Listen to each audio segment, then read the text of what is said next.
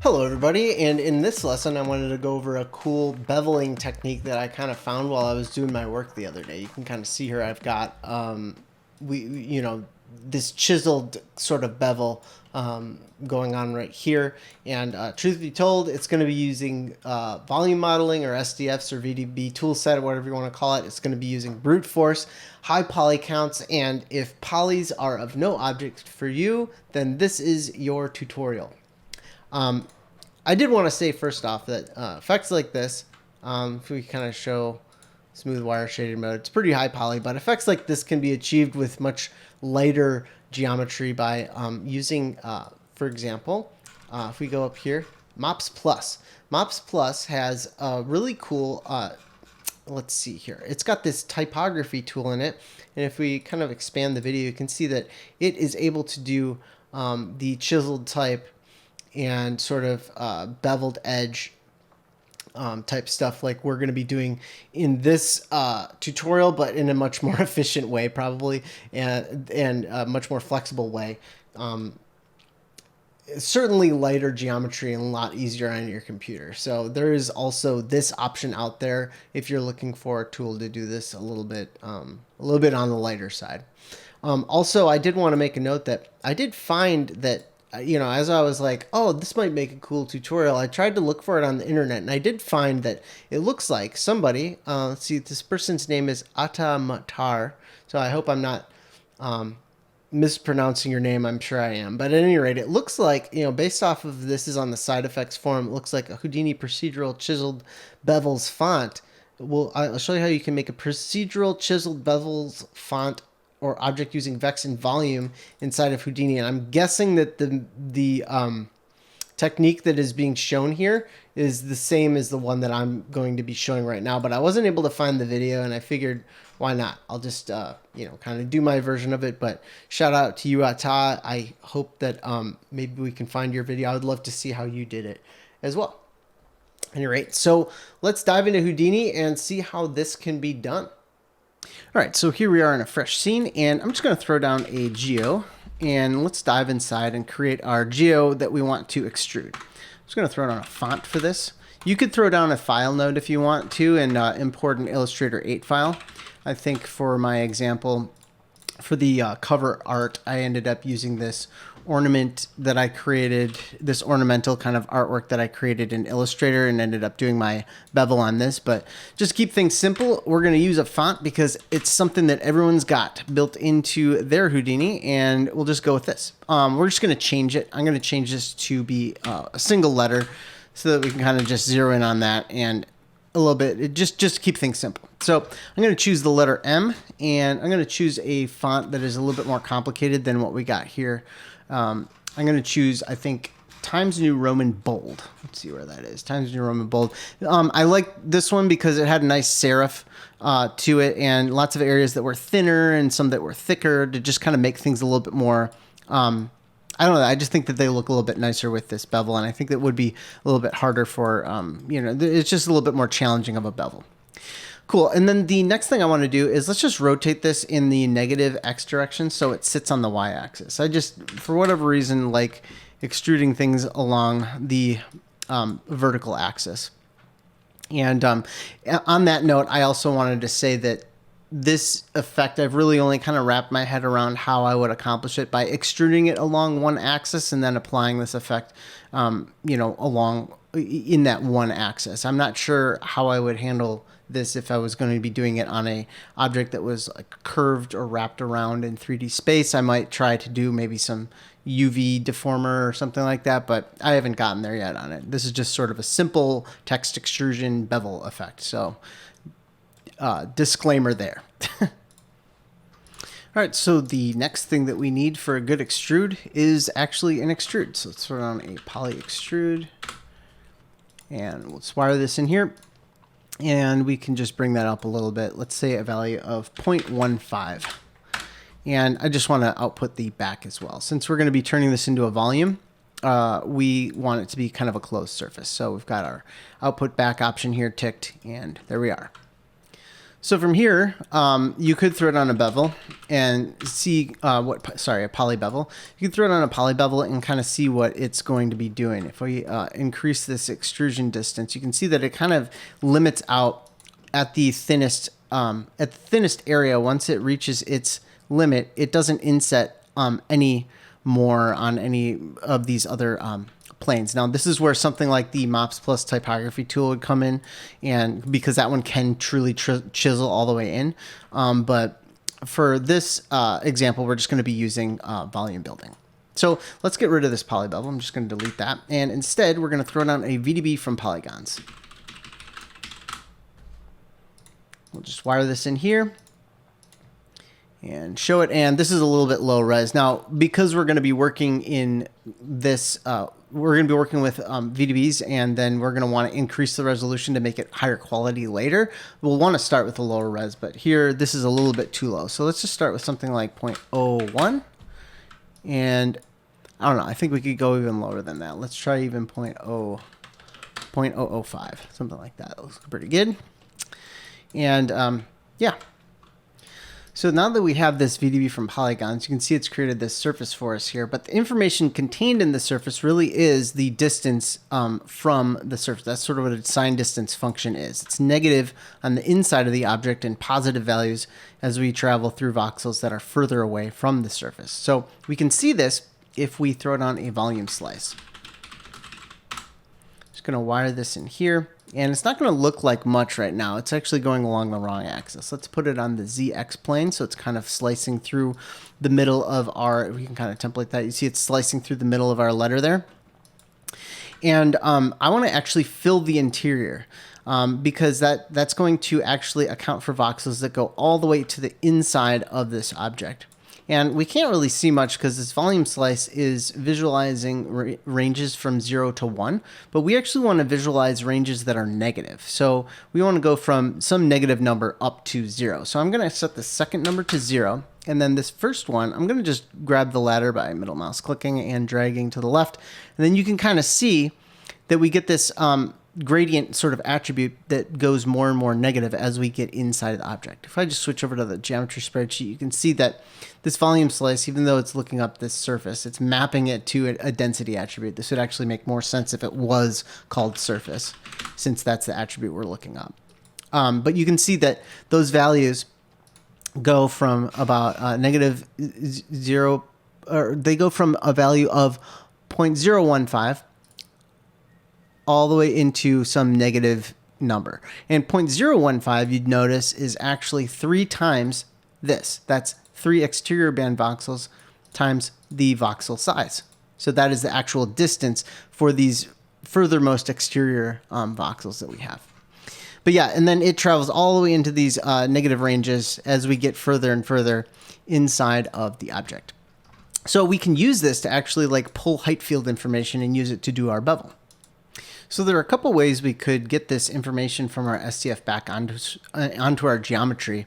The first way we could do it is by, doing some sort of an attribute transfer from our volume slice. So let's throw down a convert VDB. And I'll just put that in here. We just need geo to work with, so I'm just going to convert this back to polygons. This is going to be what we're going to modify in terms of our setup here. So I could throw down an attribute transfer. And we could wire in the convert VDB and then bring in the volume slice and transfer that information onto it. That seems to work okay. You can see it does kind of have some artifacts, though. It has its issues doing this attribute transfer. So instead of doing that, we could try to do an attribute from volume. So let's start on an attrib from volume. And basically the attribute from volume is the same as a volume sample. It just samples the volume and then applies that attribute back onto the geo. Now we can't really see anything here, but if I choose to transfer the surface attribute, and we're actually going to pull the surface volume. So we're taking the surface volume right here, mapping it to a surface attribute right here. And if I just hit this I button and then click on the surface, we can actually kind of see it start to be visualized here. But there's an issue because we're sampling this volume right from the surface. So we're just getting a value that's pretty close to nothing. And we're also making a vector. Let's not do that. We want to make a one float vector, or one dimensional float value here. And it's a value that's very close to 0 because the position of our polygons are right on that surface. So we're not really getting anything useful in that way. However, if we were to create more of like an extended version of this, a taller version of this, we might be able to get some of that information back. So I'm going to actually just option drag this BDB from polygons off to the side, and we're just going to make a taller version. So let's throw down a transform, and I'm going to just scale this along the y-axis by, say, 3, and then let's just bring it back down halfway. So I'm going to actually just set the pivot to be the centroid of the incoming geometry along the y-axis. That's what that value does. It's centroid of the incoming geometry, and the 0, 1, 2 corresponding to x, y, and z components. So this would be the centroid along the y-axis, and that kind of scales this object about the center in the y. So I'm going to set that to 3, and then if we go here and do our attribute from volume here, you can see that we're actually getting values because these polygons right here along the surface are actually very far away from the top. They're only really, their closest surface is really the side here. Cool. And you can kind of get an idea of what this is doing if we were to throw down like maybe another volume slice, but actually set this one to the, let's say the YZ plane, or sorry, the XY plane. You can kind of see that our geometry itself has this sort of, it's got the sine distance function. It's not just going to the side, but it's also going to the top as well. And you can see that it's kind of maxing out. Some of these points in the middle are actually seeing the top surface of this geometry first. But if we increase the size of our, the vertical height of our geometry by a bit, you can see that actually along this surface of this geometry, it is truly seeing the side before it is seeing the top, which will give us the ability to chisel all the way inward on our geometry. Cool, so now that we have that out of the way, let's use this attribute to drive the size of our bevel along this edge. So let's create our wrangle here, and we're going to use this to modify that height. So we're going to put in a point wrangle, and it's set to points here. That's good. And then we're going to modify the y position. Let's say at p.y, and then we're going to say times equals, that just multiplies the height or the y position by whatever attribute we put in right here. So we're going to say at surface, which is the attribute that we had copied over from here. You can see it just kind of flattens everything out, but if we look really closely, you can see that it's actually doing the chisel in the negative direction by a very slight amount. Just to make this a little bit more visible, I'm going to multiply the surface by a little bit, by let's say 10, and you can really see that it is actually doing that sort of chiseled type on it, but it's going in the wrong direction. The reason why it's going negative is because surface is a negative value when it's inside of our object like this. So we want to actually kind of remap these ranges around to get something a little bit more like what we're expecting. All right, so if I just I'm just going to zoom out over here. Let's actually look what we did over here with our volume slice where we are visualizing, or over here. You can see that we kind of visualize from a value of negative 0.08, to 0. So this is taking values of our surface and mapping them onto this color using that range. So let's try and do something similar to that. What we're going to do is we're going to actually take surface values and map them from negative 0.8 to 0, and we're going to map that to some new height and new maximum and minimum height that we'll use to determine where this is actually going. So what I'm going to do is actually create a new variable. We're just going to call it we're going to say it's a float variable, and it's going to be called bevel, and we're going to set that equal to a fit range. So we're going to fit, and we're going to fit the surface attributes. So we're going to say fit at surface, and then what we need to do is put in a input minimum and input maximum, and then it's going to range map that to a new output minimum and output maximum. So the input minimum we want to use temporarily, I'm just going to hard code a magic number in here. So we're going to say 0.08, negative 0.08 to 0, just like what we had over here on our volume slice. And I'm going to map that to a value of 0 to 1, like that. And so now instead of saying at p.y times equals surface times 10, I'm going to say at p.y times equals bevel. And you can see that it's kind of doing the same thing over here. Now, what we want to do is map this to our own values. So let's actually just create some some float channels to control this output minimum and maximum. So I'm going to put in a CHF instead of the 0. I'm going to put in CHF. Let's call that H max, and close that off like so. And then, or sorry, this one is actually H min. And then this one over here is CHF H max. So we're going to be remapping our values between a height minimum and maximum. Let's click this button, and there we go. And so our maximum height and our minimum height, we can like actually determine these values now. But this is actually kind of backwards right now. I'm going to just pull this up here. You can see I actually got my H min and max backwards. So I'm going to actually just reverse these in our code up here. I'm going to say max is the first one, and then min is the second one. And that will actually turn it the other way around. Then if I want to control how far inset this value is, I can actually modify this value right here. This is actually just mapping our, like, how far into the letter are we going, to actually look and see where we're going to add this different, change this, this height information. So let's just actually create a new, sort of a slider for this one. I'm going to just drop down a couple lines here, and then we'll make a new float, and we'll call this the inset. The inset is going to be equal to, we're just going to say the inset's equal to CHF inset, and I'm going to hit Control Enter, and then hit this little button to create the inset slider here, and then I'm going to actually plug it in here as well. So inset, like so, and now we have no inset. So now if I increase this value, you can see it actually still wants a negative value. So what I might do to make this a little bit more convenient to use is actually just take the negative value of whatever this slider is. And then you can see I can slide this out and in, and choose where I want this whole insetting thing to happen, like so. Cool.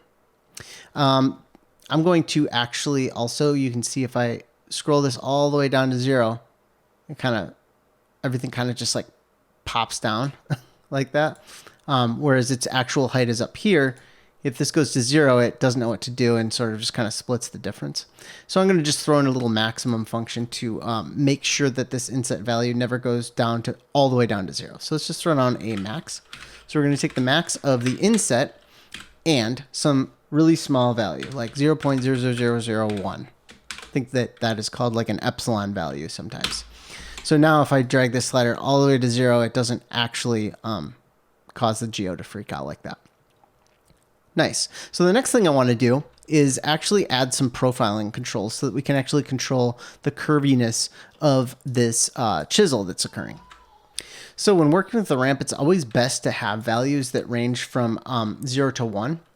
And our bevel right now is kind of mapped between a value of 0.7 and 0.9. So it's not really going to work too great in terms of, mapping this into sort of a ramp. But what we can do is we can actually, we have a fit range set up right here. So we can actually just map this to 0 and 1 and then feed it back into a new fit range. So I'm going to kind of split this bevel function apart a little bit. We're going to take what we have up here in this first part. We're going to take this whole fit. I'm going to take this whole fit function. We're just going to copy it. I'm going to go up here and I'm going to create a new function called range, float range. And I'm going to set it equal to the same thing that we have here. But instead of mapping it between the height maximum and the height minimum, I'm going to map it between a value of 0 and 1.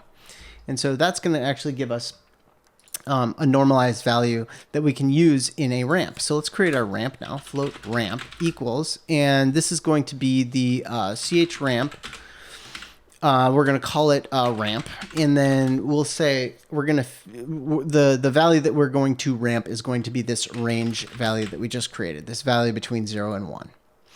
And then we're just going to push that back into this down here. So because we're giving our ramp a value of 0 to 1, what's going to come out of our ramp is a value of 0, 1. So we can actually use a simplified version of this function instead, and it's going to be the fit 0, 1 function. So I'm just going to write that up here. Fit 0, 1 of what we're taking is this ramp, and then we're fitting it between Hmax and Hmin, just like before. So let's cut that, and let's paste that up here, and just close that off. And so now this is our new function that we want to be our bevel. I'm just going to delete this. We don't need it anymore. I'm just going to bring this fit, cut it, paste it here. So now if I hit this button, you can see that we get this ramp, and we can actually control the profile of our chiseling. So maybe I'm going to shift select all these and throw it on a B-spline. And then you can actually see that we can get some, let's just grab one of them. And you can see that we actually can get some nice pillowy extrusions, or we can get some nice we can come to like a sharp curved point like that. A lot more flexibility this way. And now this does kind of look coarse. So at this point, you could kind of go back up here and increase your voxel size to maybe 0.002. And really get something nice. One thing that I did like to do was maybe actually do an attribute blur at this point. Right after we get our attribute from volume, we can do an attribute blur here. And actually blur out the surface value instead of the position. So here by default, it wants to just smooth positions, and that just kind of makes everything bubbly. But if we actually put in that surface attribute, it will just smooth out that surface attribute for us. The other thing we could do is maybe just disable that and throw down another attribute blur, and have it actually blur out the positions after the fact, and just have it kind of smooth things out a little bit. So you just want to be kind of careful with it, because you might lose a little bit of that sharpness, but you can always increase the resolution of your volume as well. Now there is sort of like an artifact right here. It looks like there's some like lump here in the letter.